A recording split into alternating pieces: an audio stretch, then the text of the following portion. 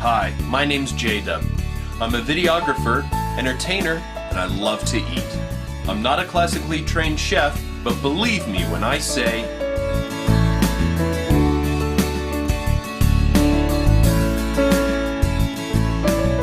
peasant dishes have a way of bringing something special to somebody's mind when they think of them. They can be nostalgic because their grandparents or their parents made them. It gives them a feeling of home, and I think that's why I like to eat these types of dishes myself, because they remind me of home. Now, cabbage rolls have been made all over Europe, and maybe they use a little different ingredient here, a little different ingredient there, but they're basically the same thing. So I'm going to show you how to make one of my favorite recipes.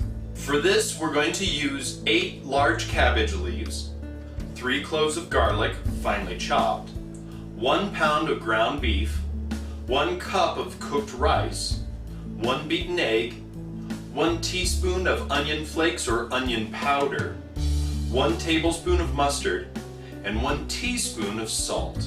Now to start with, we're going to get our cabbage leaves.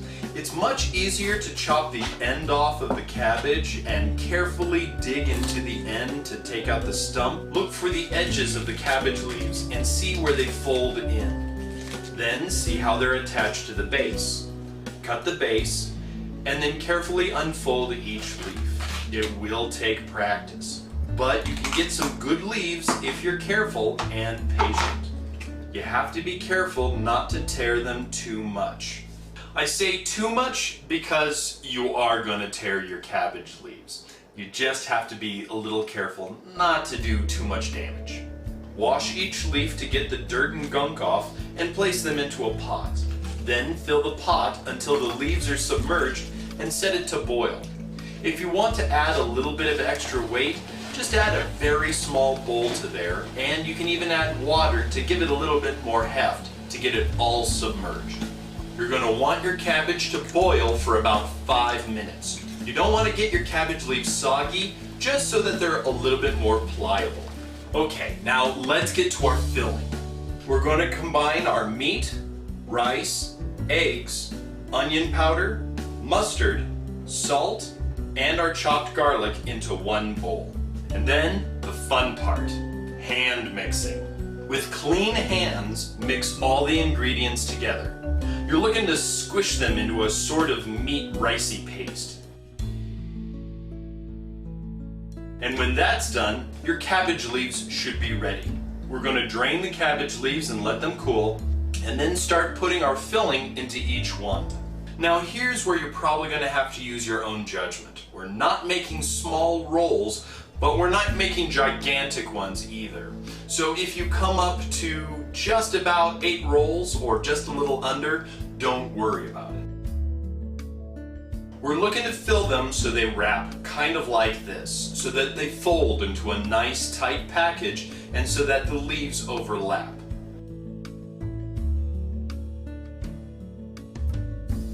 Now we're going to brown them in a skillet. Set your stovetop to medium heat. We're going to add some butter and get it nice and hot. I would usually use oil, but I like the flavor of butter for this. But feel free to use olive oil if you want. Then, 3 or 4 at a time, we're going to place our rolls on the skillet and get them nice and brown on one side. Then we'll flip them and do the same to the other side.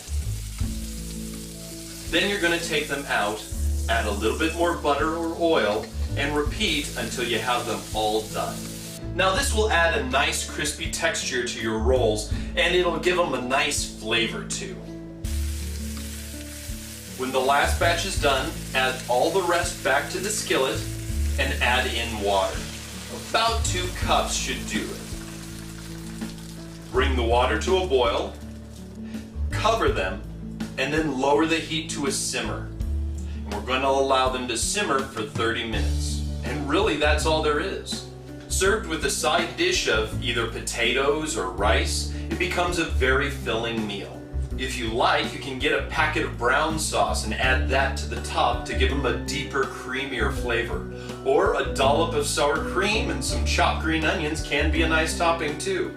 You can use chicken or beef broth instead of the water when stewing your rolls, or even use tomato soup or stewed tomatoes. These different ingredients will give your rolls a different level of flavor, depending on what you like. This dish is a great healthy meal, and countries all over the world have their own version of this. Use ground pork instead of ground beef. Heck, even add in some real onions, or maybe even some stewed tomatoes. There's lots of ways to make this and just enjoy it. Try and figure out which way you would like to add your own twist to this recipe.